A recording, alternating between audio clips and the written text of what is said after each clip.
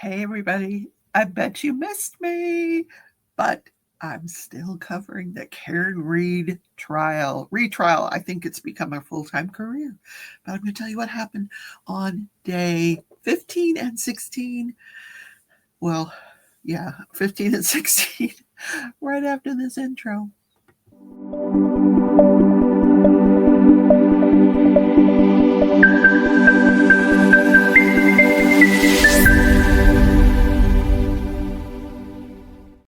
Hi, everybody. Welcome back to the channel. This is Crafting and Crime Daily, and I'm your host, Rebecca, and I recap live trials. We do a lot of things on this channel. We have lots of fun. Saturday night, we're having a little auction, and I'm going to sell some of my original artwork.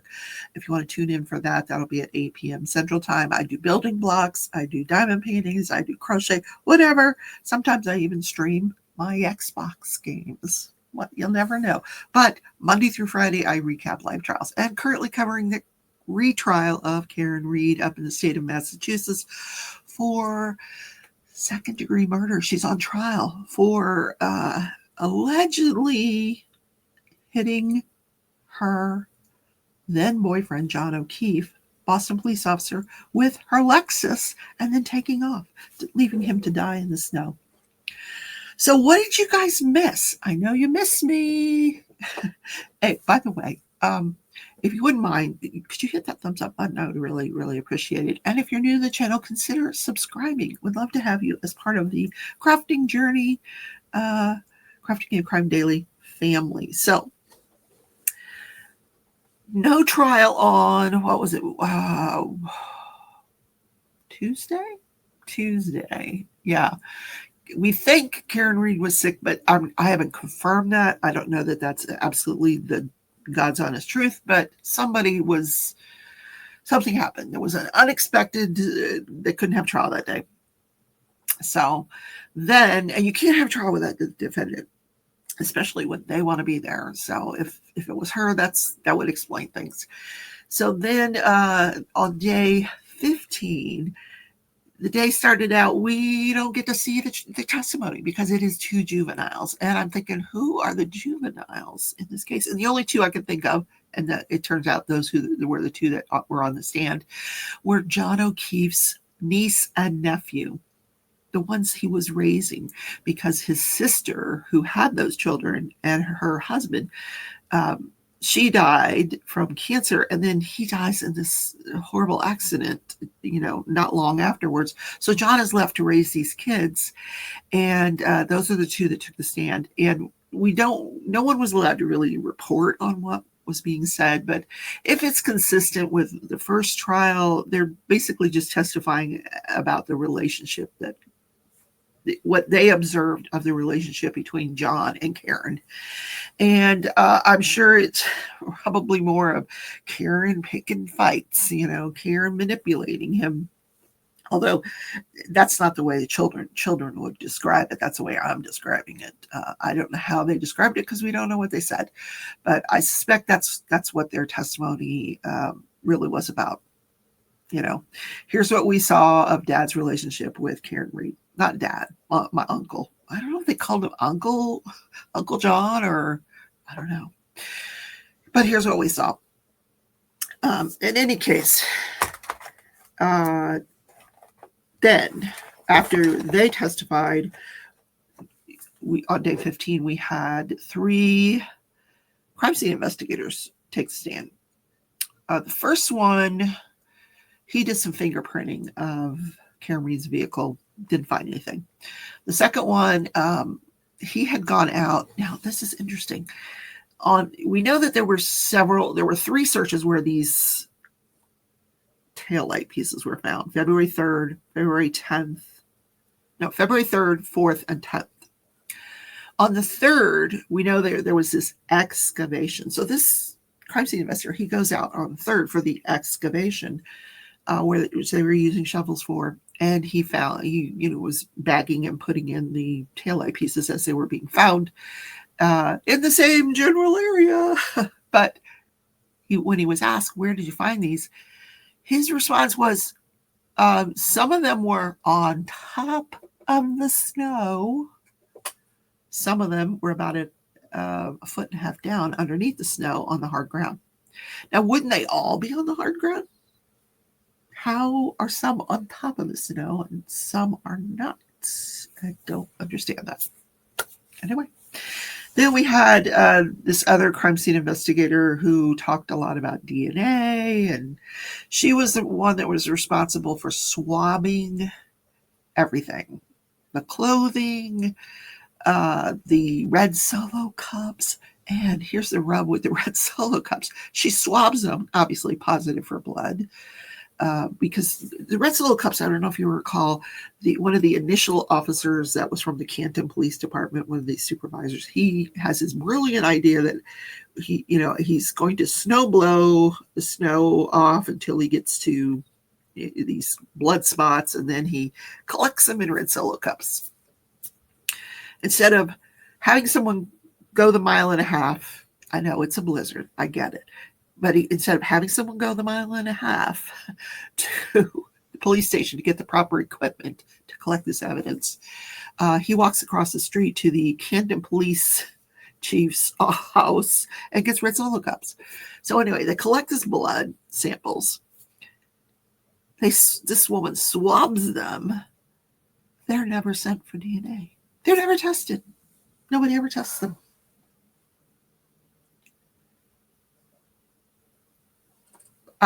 I know, I'm speechless. I have no words. I have no words. Anyway. Okay. Then we get to day 16 of this trial. I know I'm going through this really fast, but I wish they were going as fast as I was going. Medical examiner takes the stand. Dr. Scorty Bello. And I wrote down in my notes, she looks like she's in pain. Like she had this look on her face like, girl, I just can't do this today. Like, can we just do this another day? I'm in that much pain.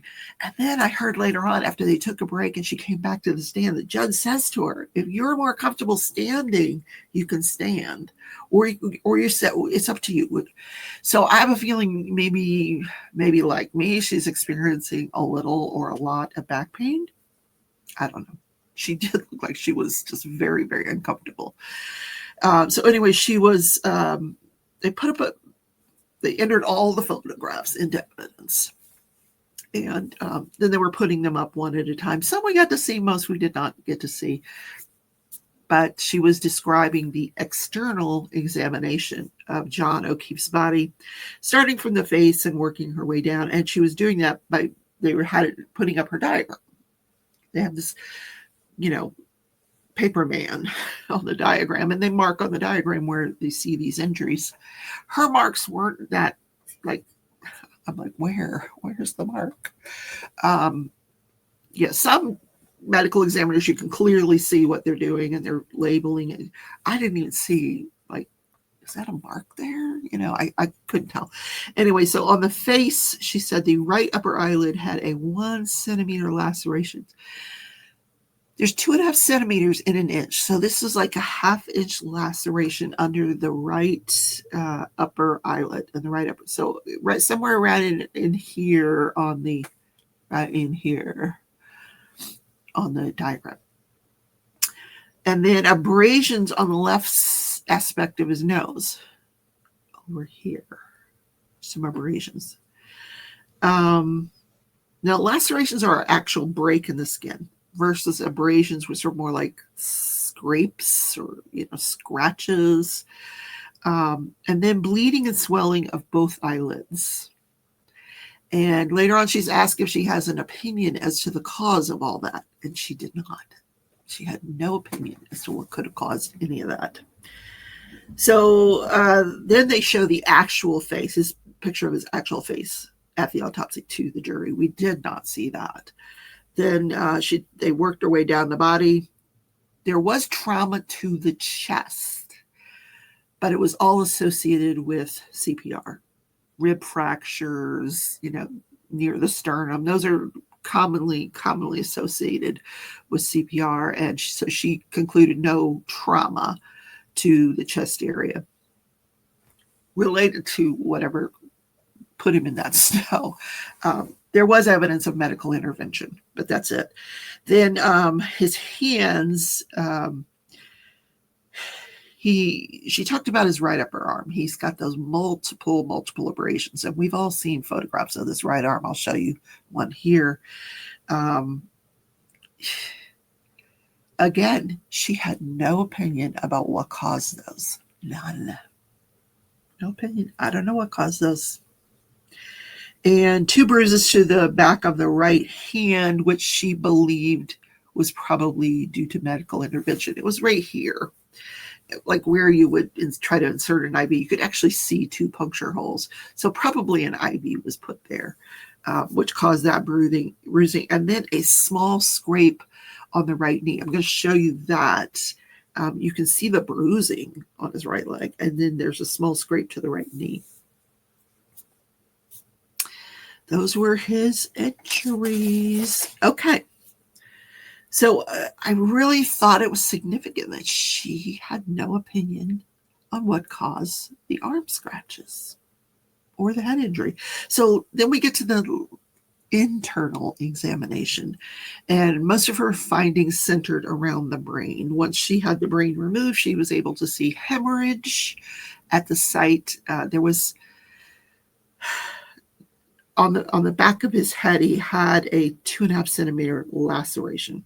So like roughly a 1-inch laceration on the back of his head. Then associated with that, internally, there was hemorrhage. And then once the brain was removed, she could see that there were skull fractures that originated from the area of the hemorrhage and the laceration. So, yeah. And then she ran toxicology. So there was no prescription drugs in his system. There were no illicit drugs in his system, but his ethanol level was a little high at 0.28. So, yeah, he was pretty much hammered as well. We know they were doing a lot of drinking that night. They had started off at C.F. McCarthy's, and then they ended up over at the Waterfall, and it was going to continue at the house of Brian Albert. Only we don't know if he ever made it inside the house, or if he made it inside the house, if he had any drink. We don't know what happened. We know that he got out of that car and he took her vodka, the defendant's, Karen Reed's vodka and soda, with him that was in a cocktail glass. He gets out of the car with it, and they do find that cocktail glass broken in the snow. Okay, so one of the jobs of the medical examiner, or the job of the medical examiner, is to determine the cause of death and the manner of death. The cause of death is what killed you. Was it a heart attack? Was it a stroke? In this case, she said it was blunt force trauma to the head. And most theory is that he hit his head. He fell backwards and hit his head. Now, prosecution theory is that when she hit him, he fell backwards and hit the concrete. The blizzard hadn't really started yet. It started probably about, like this was the beginning of the blizzard. Like it was just starting to snow. So the hard ground was still there. But was it that hard that would fracture your skull? Like if you land on my front lawn, are you going to fracture your skull? That's a very hard fall. Very, very hard fall. Okay. So then, where was I? Oh, blunt force trauma to the head and hypothermia. When he gets to the hospital, his body temperature was 80.1. Now, normal is what, 98.7 or 98.7? He was 80.1. Were they not warming him up at the scene or attempting to warm? They could have been attempting to warm. Maybe he was colder than that. I don't know. Wow.